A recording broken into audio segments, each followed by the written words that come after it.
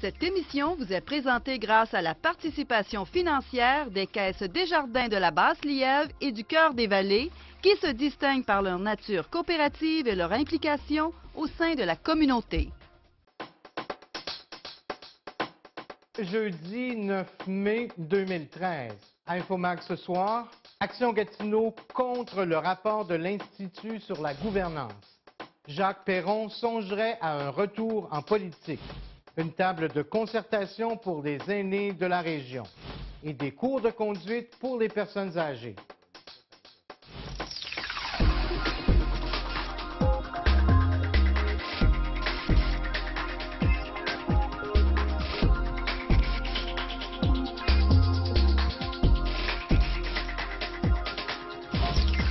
Bonsoir, mesdames, messieurs. Bienvenue à Infomag, votre magazine d'information locale. Eh bien, selon l'Institut sur la gouvernance, la Ville de Gatineau devrait réduire son nombre de conseillers de 18 à 12 et augmenter le salaire de ces derniers. C'est en effet une des recommandations qui ressort du rapport que l'organisme indépendant a présenté hier. On se souvient que ce sont 8 conseillers qui avaient commandé cette étude il y a quelques mois. On peut souligner que la loi prévoit un minimum de 18 conseillers municipaux pour une municipalité de plus de 270 000 habitants et que pour réduire le nombre, une demande doit être faite au gouvernement du Québec. D'ailleurs, les villes de Québec et de Longueuil ont déjà obtenu la permission de réduire leur nombre de conseillers municipaux. Selon le rapport, le but de cet exercice ne serait pas de faire des économies, étant donné qu'on suggère d'augmenter le salaire des conseillers à environ 75 000 $, mais également de faire l'embauche de personnel administratif pour chaque conseiller. Un conseiller représenterait 15 000 électeurs plutôt que 12 000, comme c'est le cas actuellement. Le conseiller senior à l'Institut de la gouvernance, Bruno Bonneville. Donc, on recommande que la composition du conseil municipal de Gatineau soit réduite à 12 conseillers et qu'une nouvelle carte électorale soit instaurée à temps pour les élections de 2017 et maintenue pour au moins une élection subséquente. La raison pour ça, c'est que il faut quand même laisser aux citoyens le temps de s'adopter ou s'adapter à un quartier. Il faut créer un sentiment d'appartenance et puis il ne faut pas nécessairement changer ça à chaque élection. Donc, on demande une certaine continuité dans la nouvelle carte électorale. Les économies réalisées en diminuant de 6 le nombre de conseillers devraient être réallouées au salaire ou à la rémunération des conseillers et à l'embauche d'un adjoint dont le rôle serait d'épauler le conseiller. En ayant moins de conseillers, ça va susciter peut-être davantage d'intérêt du public, mais il faut que les moyens soient là à leur disposition pour qu'ils puissent participer de façon productive à ces débats-là. Alors voilà, ce sont nos recommandations. Donc, moins de districts, des meilleurs salaires, puis un meilleur appui administratif aux conseillers, une révision des commissions ou de la composition des comités, et puis des mécanismes de consultation efficaces. En plus de faire ces recommandations, le rapport de l'Institut se montre défavorable aux partis politiques, soulignant que la ligne de parti imposée pouvait être dommageable. Évidemment, les réactions n'ont pas tardé du côté d'Action Gatineau. Le chef Maxime Pedneau-Jobin s'est toujours opposé à la diminution du nombre de conseillers et rappelle que son parti permet la dissension sur certains dossiers. À preuve, la conseillère Mireille Apollon appuie le rapport, contrairement à ses 4 collègues d'Action Gatineau. Moi, je m'oppose fermement à ça avec 3 de mes collègues d'Action Gatineau. Parce que s'il y a une chose que la politique municipale a de beau, c'est la proximité entre l'élu et le citoyen. Et si on réduit le nombre d'élus, on réduit cette proximité-là. Surtout que c'est même pas pour des raisons économiques. Il n'y a pas d'économie à réduire parce qu'ils veulent transformer ces élus-là qui disparaissent en non-élus qu'on embauche. Fait qu'on transforme un conseiller municipal en attaché politique. Moi, je vois aucun gain là-dedans. Puis, en fait, je vois un recul par rapport à la beauté du monde municipal, c'est-à-dire la proximité entre les citoyens et les élus. Que le rapport offre une vision extrêmement traditionnelle de la vie politique municipale. Il y a même, à un moment donné, on dit que la plus grande partie du travail d'un conseiller, c'est de répondre aux demandes des citoyens. Il y a des semaines où c'est pas ça du tout, là. C'est prendre position sur Gatineau, c'est analyser le budget municipal, c'est penser au schéma pour où on va être dans 20 ans. Moi, je trouve que ces enjeux-là sont majeurs, puis ils prennent des fois une grande partie de ma semaine, là. Donc, c'est une vision très traditionnelle, puis je pense qu'ils ne tiennent pas compte des nouvelles façons de faire de la politique, notamment une nouvelle façon d'avoir un parti où tu as une charte de dissidence, puis tu as des enjeux où on se tient, puis d'autres où on vote comme on veut, les uns chacun de notre côté. On se transporte maintenant du côté de la municipalité de l'Ange-Gardien. On se souvient que des citoyens sont venus manifester leur inquiétude au cours des 2 dernières séances du conseil municipal. Eh bien, parmi les citoyens présents, on a pu remarquer l'ancien conseiller Jacques Perron, qui, on s'en rappelle, avait été défait à la mairie par à peine 28 votes en 2009. Lorsqu'interrogé par TVC Basse-Lièvre, M. Perron n'a pas caché qu'il songeait de plus en plus à un retour en politique. Pour le moment, il n'a pris aucune décision à savoir quel poste il briguerait peut-être en novembre prochain. Ce n'est pas en réalité le poste de maire qui m'intéresse plus que ça. Par contre, j'aimerais travailler avec quelqu'un qui se voit comme un agent de changement. Qu'est-ce qui se passe en municipalité présentement? Je ne pense pas qu'on peut continuer dans la même veine. Lorsqu'on regarde le bilan financier, si on fait une comparaison entre les budgets de 2010 et 2013, et on voit que nos revenus ont monté de 16 mais nos dépenses ont augmenté de 25 lorsqu'on voit que le remboursement de la dette a monté de 117 lorsqu'on voit l'argent qui reste pour financer d'autres projets. Puis les chiffres cette année, lorsqu'on monte les taxes municipales à l'Ange-Gardien de 1 ça ramène 42 000 environ. Lorsque je regarde les déficits qu'on a maintenant dans les dépenses qui ont augmenté beaucoup, je crois qu'il va falloir qu'il y ait un peu d'austérité. Il va falloir regarder exactement les dépenses, faire une analyse de ça, et aussi revenir peut-être aux valeurs que les gens prônaient lorsqu'ils sont venus à l'Ange-Gardien.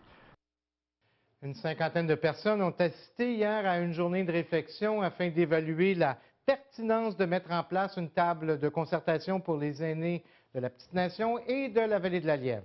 C'est lors d'un atelier que les personnes présentes ont fait ressortir les problématiques et ont pu prioriser les actions à venir pour améliorer l'offre de services et pour répondre aux besoins des aînés. Parmi les priorités qui sont ressorties, on peut noter offrir des soins et des services afin de permettre aux aînés de rester le plus longtemps possible à la maison, faciliter l'accès à des services en place et même de créer des services municipaux gratuits et trouver des solutions aux problèmes de transport, d'isolement et de pauvreté. À la suite de cette journée, un comité provisoire de 6 personnes a été mis en place. La table devrait voir le jour l'automne prochain. L'agente de projet du comité provisoire, Julie Mercier.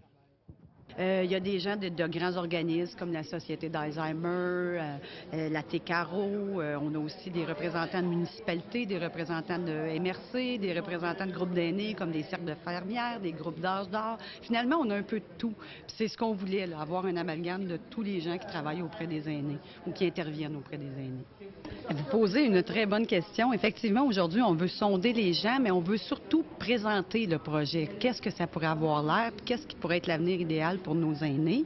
Oui, on va demander l'intérêt des gens à participer au comité, là, au vrai comité de la table, si on la met sur pied. Mais il va y avoir des suites cet automne quand même, où on va présenter le portrait des aînés sur tout le territoire du C3S Papineau, qui englobe la Vallée de la Lièvre et également la MRC Papineau. Le Conseil des commissaires de la Commission scolaire au Cœur des Vallées a choisi l'école Maria Goretti dans la municipalité de Tursault pour y instaurer la maternelle à 4 ans, comme le prescrit la loi. On rappelle que le gouvernement du Québec a annoncé qu'il va implanter progressivement la maternelle 4 ans à temps plein en milieu défavorisé. Le choix de l'école Maria Goretti allait de soi, selon le président de la CSCV, Sylvain Léger. Lors de l'émission Parole à l'élu qui est diffusée sur nos ondes cette semaine, il précisait que le choix des élèves qui vont fréquenter l'école va se faire en respectant certains critères. En fait, ça va être par rapport à les critères d'inscription. La commission scolaire, comme l'école, va se rabattre sur les critères d'inscription. Donc, en premier lieu, les citoyens du territoire, du bassin d'alimentation de l'école Maria Goretti vont être choisis en premier lieu. Et la deuxième chose, le parent doit venir d'un code postal qui est jugé défavorisé, donc 9 et 10, pour être admissible à cette classe-là. Donc, l'étudiant doit venir d'un bassin qui a un code de défavorisation. Ça ne peut pas être n'importe qui rentre dans cette matière. Le service de police de Gatineau tient encore une fois à inviter la population, mais surtout les personnes âgées, à la plus grande prudence. On remarque encore une recrudescence des fraudes par compassion. Les fraudeurs s'en prendraient aux aînés en prétendant être l'un de leurs petits-enfants et en leur demandant de l'argent. Il est donc important de s'assurer de la pertinence de l'information qui nous est présentée avant d'envoyer quelque somme d'argent que ce soit. Par ailleurs, la population en général est invitée à participer à des kiosques sur le vol d'identité qui vont avoir lieu dans le cadre de la Semaine de la police du 10 au 18 mai prochain. Les kiosques vont se tenir dans les secteurs de Hall et de Gatineau. Il va être possible de faire déchiqueter des documents confidentiels, mais également d'obtenir des conseils sur la fausse monnaie et sur la protection des numéros d'identification personnelle, les NIP. L'information sur les kiosques est disponible sur le site web de la Ville au www.gatineau.ca. Le comportement de certains conducteurs sur les routes peut causer bien des maux de tête aux autres automobilistes. La conduite dangereuse est souvent associée aux jeunes, mais les personnes âgées représentent également un risque potentiel d'accident important. Pour Marc McGovern, qui est conseiller routier, les automobilistes ne devraient pas hésiter à mettre leur conduite aux normes. Il est venu nous en parler un peu plus tôt cette semaine dans nos studios.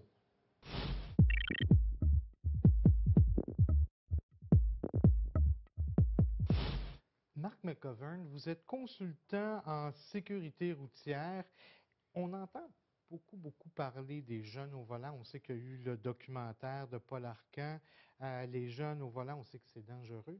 Mais de plus en plus, on parle des personnes âgées qui peuvent être dangereuses au volant. On a d'ailleurs des statistiques qui démontrent là, que ce n'est pas nécessairement plus sécuritaire plus on vieillit d'être conducteur.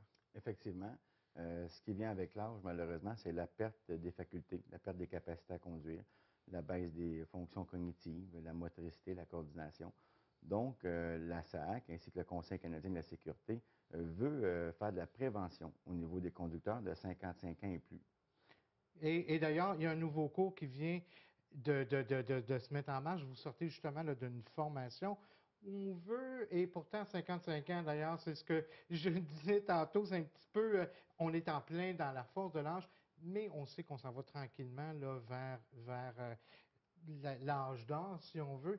Et au moment où on a encore toutes nos capacités, c'est à ce moment-là que vous voulez justement peut-être faire une espèce de petit rafraîchissement là, de la conduite automobile. C'est exact. La formation 55 ans au volant est une formation théorique, une durée de 6 heures. C'est en classe avec des gens de 55 ans et plus. La raison qu'on les convoque si tôt, à si bas âge, à 55 ans, c'est vraiment pour les préparer à ce qui s'en vient, les outiller pour faire face à la musique et surtout dédramatiser ce que la SAC demande, des évaluations médicales, des évaluations sur route. On doit se rappeler que conduire est un privilège, ce n'est pas un droit absolu. Donc, pour se prévaloir de ce privilège-là pendant encore de belles années, nous, ce qu'on a comme mandat, c'est de préparer cette population-là qui est vieillissante aux dangers de la route, mais surtout à les conscientiser aux pertes de capacité et de motricité, des choses comme ça. Et justement, dans le cours que vous préparez, que vous présentez, vous avez un petit peu de documentation. Là. À quoi on peut s'attendre comme cours pour les gens de 55 ans et plus? C'est un cours qui est très interactif. Hein? C'est avec tous les gens de la classe, on parle d'expérience personnelle et on parle aussi, on a des documents audiovisuels qui nous permettent aussi de faire des projections, d'entendre des témoignages des gens du troisième âge qui racontent leurs expériences et qui disent si on aurait été préparé, on aurait pu éviter ça.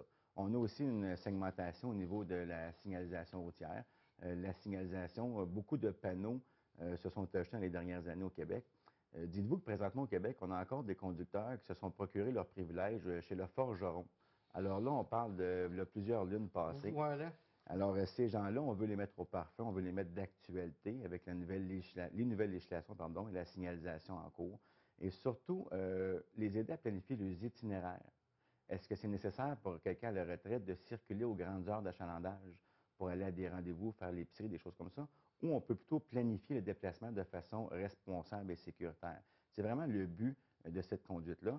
Et surtout que le conducteur n'ignore pas les signes que son corps lui procure au niveau de sa santé, soit physique ou mentale. On les incite à consulter et à voire même demander soit la révocation du permis ou d'avoir des limitations sur le permis de conduire. Justement, on sait qu'à 55 ans, actuellement, la SAC exige, à partir de 55 ans, une espèce de constat de la part du médecin pour dire oui, cette personne-là est apte à continuer de conduire et à chaque année, ou à chaque 2 ans, on doit continuer justement d'aller voir le médecin pour confirmer qu'on est bel et bien apte à conduire. Effectivement. Le but du programme aussi est de dédramatiser cette étape-là. Moi, j'ai 36 ans, je suis un conducteur professionnel et je dois me soumettre à ces examens-là régulièrement pour conserver mes privilèges de classe supérieure.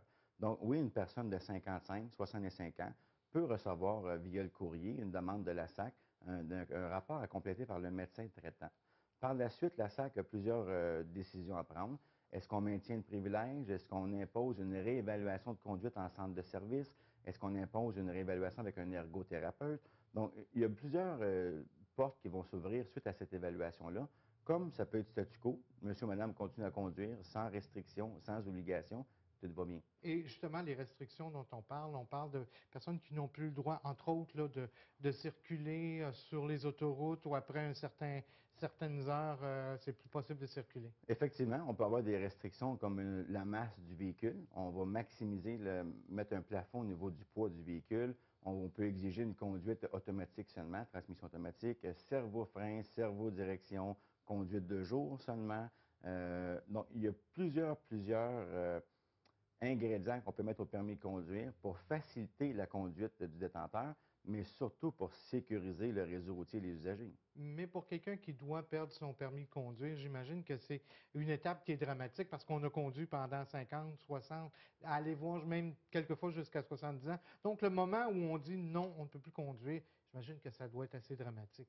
C'est très dramatique. C'est pour ça qu'on doit préparer les gens à ça. Vous savez, dans les années 2000, on a accès à une panoplie de services collectifs, des transports collectifs, des transports communautaires, des choses comme ça. Donc, nous, on va outiller ces gens-là qui doivent malheureusement faire face à la réalité et perdre leur privilège de conduire. Mais c'est de fournir des ressources à ces gens-là. Dire, écoutez, vous n'êtes plus seul.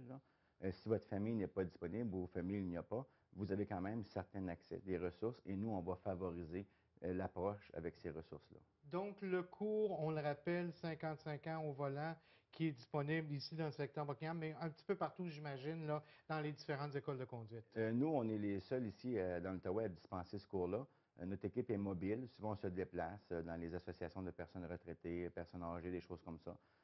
Vous savez, même à 45 ans, on peut prendre ce cours-là. Hein. Ce n'est pas exclusivement aux 55 ans et plus. C'est ouvert à tout conducteur mature qui désire améliorer sa capacité, ses compétences à conduire. Puis, on invite tout le monde à y participer. Et je le répète, nous sommes mobiles, donc on peut se déplacer dans vos organisations et ce sans frais. Marc McGovern, merci infiniment. Plaisir, monsieur.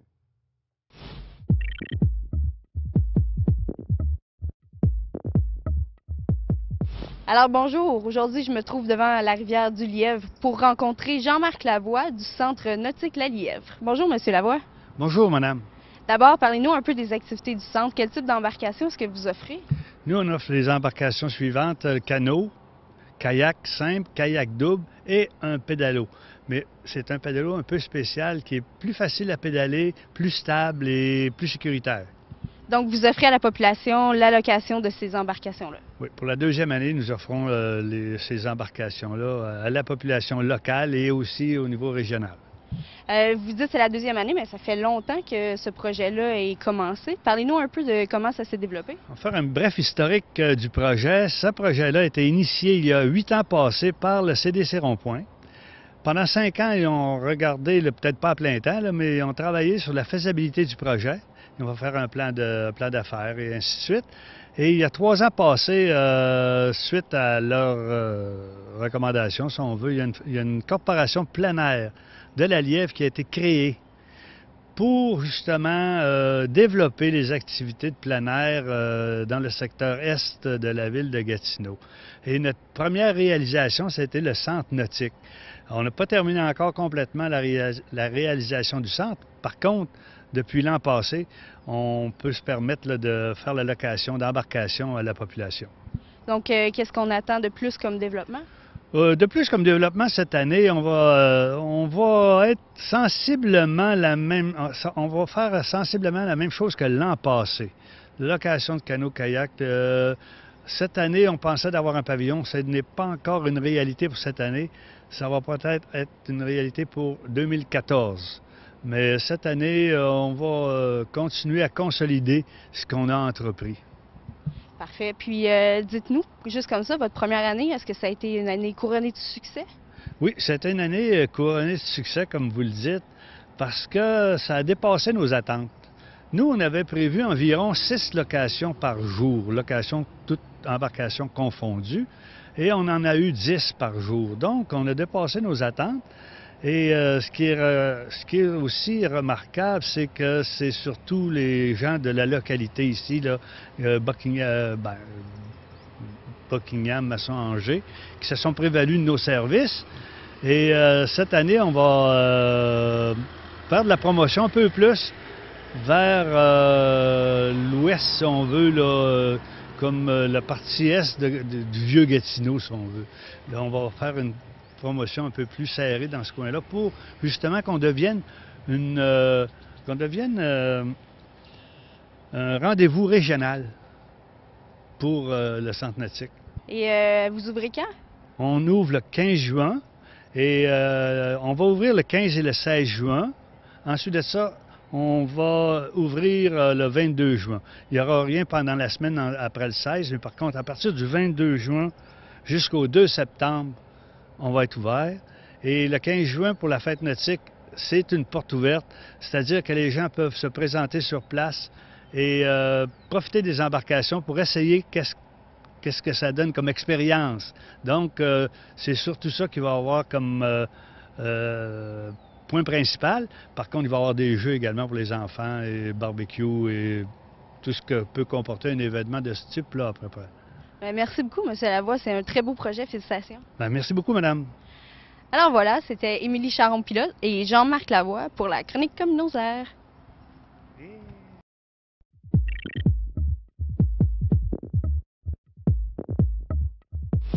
Et pour parler sport à Infomag, on retrouve notre gars des sports, François Croteau. François qui arbore un petit air d'été avec la température chaude des derniers jours. François, en fin de semaine dernière, on l'attendait depuis longtemps, c'était la Coupe du monde FINA qui avait lieu au centre sportif de Gatineau. Effectivement. Et le pays là, qui a amassé les grands honneurs, c'est sans surprise, ce sont les Chinois. Ils ont remporté 6 des 8 médailles d'or. Toutefois, il faut quand même souligner là, de bonnes performances canadiennes.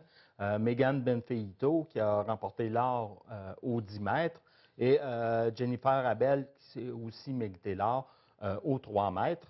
Et aussi médaille d'argent en synchro, en plongeon synchro avec Pamela Ware, alors aux 3 mètres. Donc, c'est à peu près ce qu'on s'attendait là du côté du Canada.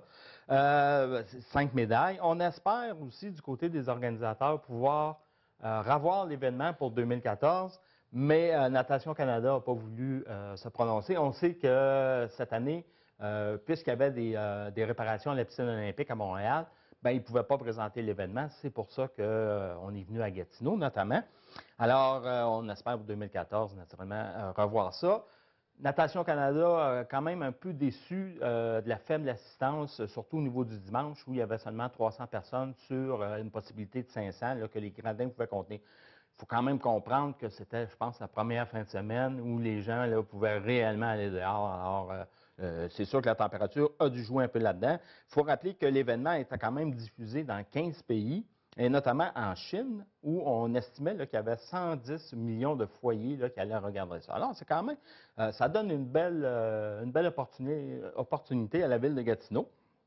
Et je voudrais souligner aussi quand même des faits intéressants. Le club de plongeon Gatineau, naturellement, qui utilise le centre sportif, a fourni des bénévoles pour aider là, à cette compétition-là. Puis il y a Félix Lafortune qui a bien aimé l'expérience.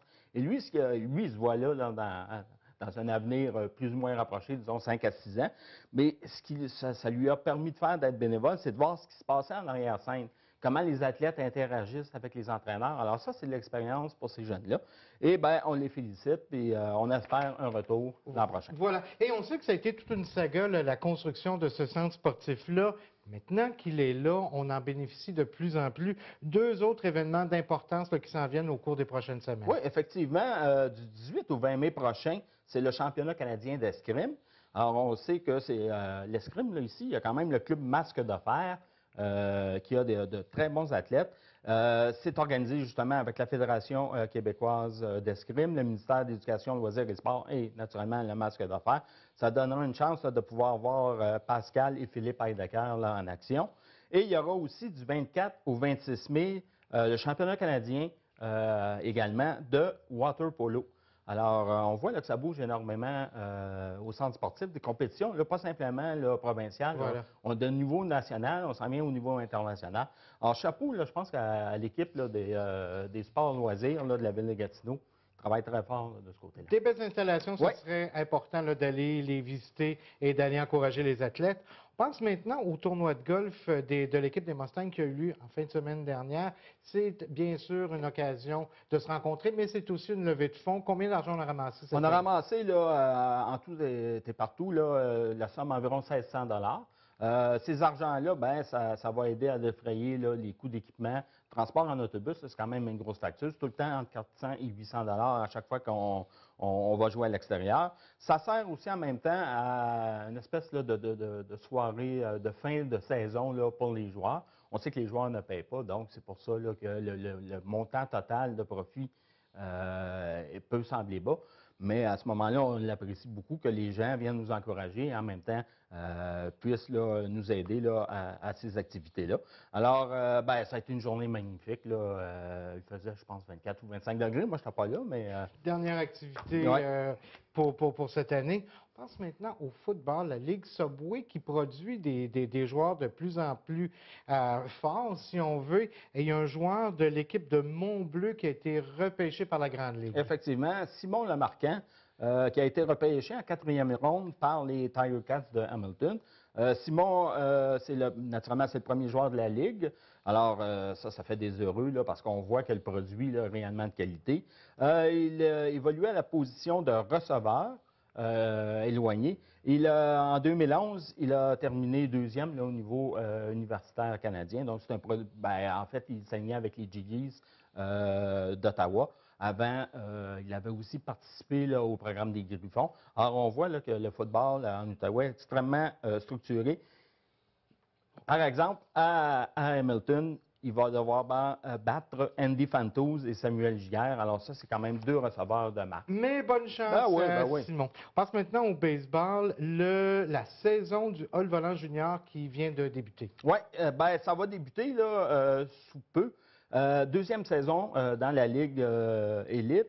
On sait que la ville de Gatineau là, a investi beaucoup dans le terrain. Il y a certaines normes là, à respecter au niveau de l'éclairage et ces choses-là. Ça a été réglé. Il va rester réglé au niveau du terrain. On doit avoir de la poussière de briques, là, ce qu'on appelle communément le sable rouge.